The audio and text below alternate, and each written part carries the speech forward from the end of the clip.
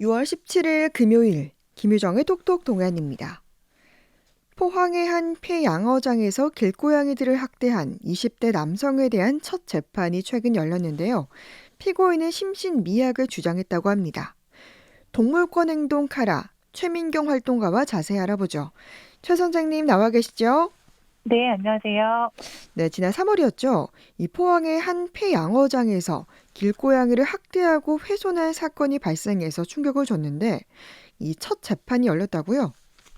네, 지난 14일에 1차 공판이 있어서 다녀왔습니다. 예. 어떤 내용인지 좀 설명해 주시죠. 포항에 있는 한 폐양어장에 고양이를 가둬두고 지속적으로 다양한 방법으로 살해를 했던 피고인이 그 행위들을 SNS에 공개적으로 올리면서 이 사건이 알려지게 됐었는데요. 예. 저희가 이제 이 사건을 제보받고 현장에 가서 그 폐양어장 바닥에 있던 고양이들의 음, 살해된 사체들과 또 그 현장에 남아있던 잡혀있던 살아있는 고양이들 구조 작업 이런 것들을 진행을 하면서 이 사건들 자료를 모아서 정식 고발을 진행을 했고요. 네. 경찰 수사 결과 여러 혐의들이 인정이 되어서 구속 수사가 이례적으로 진행이 됐고 지난 14일에 정식 공판이 열리게 됐습니다. 예. 현장에 잡혀 있던 고양이들이 몇 마리 있었습니까? 저희가 발견했던 고양이는 총 9마리였습니다. 아, 그렇군요. 네. 그동안 그럼 이 수사를 통해서 이 20대 남성 피고인이 네. 어떻게 고양이들을 학대한 걸로 나타났나요? 지난 공판에서 검사 측에서 법정에서 공식적으로 설명한 바에 따르면 고양이들을 산채로 불태워 죽이거나 음, 발로 밟아 죽이기도 했고 또 가장 이제 엽기적이었던 부분은 세탁기에 넣어서 세탁기를 작동시켜 죽이는 행위 이런 것들이 검사 측에 의해서 설명이 되었고 네. 아주 다양하고 잔혹한 방법들로 고양이를 살해한 것으로 보입니다. 예. 혹시 몇 마리나 살해했는지는 알 수 없습니까?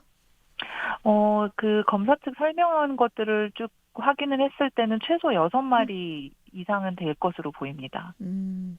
그러니까 이 혐의가 너무 잔혹하다 보니까 이게 네. 구속까지 됐던 거겠죠? 네, 그럴 것으로 보이고요. 또 사실은 동물 학대뿐만 아니라 이 사건을 처음 발견했던 이 SNS를 발견하고 사건을 제보했던 제보자들에 대한 협박이 있어서 예. 이런 협박죄 혐의들도 인정이 됐기 때문에 음. 여러 가지 부분에서 구속 수사가 결정이 됐던 것 같습니다. 예. 그러면 재판정에서 이 피고인은 이런 혐의들을 다 인정했나요? 네. 동물 학대 행위에 대해서는 인정을 했습니다. 다만 이제 변호인 측에서는 피고인이 정신질환을 앓고 있고 그리고 다른 범죄 전력이 없으면서 또 우발적인 행위였다. 이런 점을 강조하긴 했습니다. 음. 그러니까 이렇게 정신질환, 심신미약으로 인한 우발적 행동이다 이런 주장을 한 건데 네. 이렇게 주장하는 이유가 아무래도 심신미약이 인정이 되면은 형을 감형받을 수 있기 때문이겠죠? 네. 변호인 측에서 심신미약을 재판 과정에서 여러 번 언급을 했었는데요. 예. 아마도 감형을 염두에 둔 것으로 보입니다. 근데 이제 저희가 볼 때는 정신질환이 있다면 추가 범죄를 예방하기 위해서 치료 감호 등의 어떤 이런 절차나 조치는 반드시 필요하지만 네. 그것을 이유로 이 행위에 대한 감형이 있어서는 안 된다라는 게 저희 입장입니다. 예. 근데 참 이게 이렇게 심신미약으로 이렇게 잔혹한 범죄를 저질 수 있는 게 네. 사실은 이해하기도 어렵고 또 우발적이었다고 보기 힘든데 네. 이게 이제 감형을 받게 된다라고 하셨는데 이 어느 정도 차이가 되나요? 어 글쎄요. 이게 저희는 사실 이것이 감형 요인은 아니라고 지금 보고 있는 입장입니다. 왜냐하면 이 피고인의 행위가 우발적이라는 변호인 측의 주장과는 달리 음. 인적이 드문 장소를 골라서 굉장히 아, 계획적이고 지속적으로 살해를 했기 때문에 이제 이런 부분이 법정에서 입증되는데 앞으로 좀 주요한 요인이 될 것 같고 음, 오히려 감형이 되지 않도록 하는 것에 저희는 대응에 좀 포인트를 보려고 해요, 고발인으로서. 예. 그러니까 이게 일단 뭐 계획적이고 지속적이었다는 점에서 네. 감형이 되지 않아야 된다라는 네. 말씀이신 거죠. 네, 맞습니다. 그리고 앞서 말씀하신 것처럼 이 초기에 이 사건을 신고한 사람들에게 또 협박성 문자를 보냈다면서요. 네, 맞습니다. 이 사건이 정식 수사가 되고 언론에 보도가 되기 시작하면서 그 처음 피고인의 SNS 계정을 통해서 학대 정황을 최초 발견했던 이런 시민 제보자에게 이 피고인이 그 살해 의도가 담겨 있는 음. 협박성 메시지를 보냈고, 이런 부분도 현재 혐의가 인정되어 있는 상태입니다. 예. 근데 이 SNS 계정이라고 하면 본인의 네. 계정에 본인이 올린 거 아닌가요? 네, 맞습니다. 그러면 이게 좀 어떤 의도로 이런 걸 올렸는지 참 의문이 들기도 하는데 네. 어 문 어 네. 네. 뭐 앞으로 이런 부분이 그 선고 이후에도 좀 동물 범죄 연구 차원에서 어떤 범죄 동기라든가 범죄 심리가 좀 더 깊이 모니터링되고 연구가 되었으면 하는 바람도 있는데요. 네. 저희가 이 SNS 계정 제보됐던 글들이나 사진들을 좀 통해서 추정을 해볼 때는 네. 자신의 어떤 이런 학대 행위를 좀 과시하고 음. 싶거나 혹은 동조하는 누군가로부터 인정받고 싶은 이런 욕구들이 있지 않았나, 예. 그런 추정은 해 보고 있습니다. 예. 그러면 이런 뭐 협박성 문자를 또 받은 사람들이 트라우마를 호소한다 얘기도 있던데 맞습니까? 네, 그럴 것으로 보입니다. 저희가 사실 직접 만나 뵙지는 못했지만 지금 굉장히 여러 가지 심리적인 어려움을 겪고 계신 것 같고, 또 이런 잔혹한 행위를 했던 사람이 나에게 직접적으로 살해 음. 메시지가 담긴 것을 개인 메시지로 보냈을 때는 네. 당연히 일상생활에 어려움을 느낄 정도로 어떤 공포감이나 음. 두려움을 느낄 수밖에 없을 것 같습니다. 예, 정말 무서울 것 같습니다. 네. 이 피고인이 이제 재판부에 또 네. 여론 재판이 되지 않기를 바란다라고 했는데 이건 어떤 얘기죠? 그 변호인 측에서 언급했던 내용인데요. 예. 사건이 언론을 통해서 사회적으로 알려진 부분에 대해서 어떤 경찰 수사 기록에도 그런 부분이 있었다고 해요. 예. 그래서 변호인 측에서는 이런 것이 여론 재판이 되지 않도록 해달라라고 굉장히 우려하는 모습을 보였는데요. 예.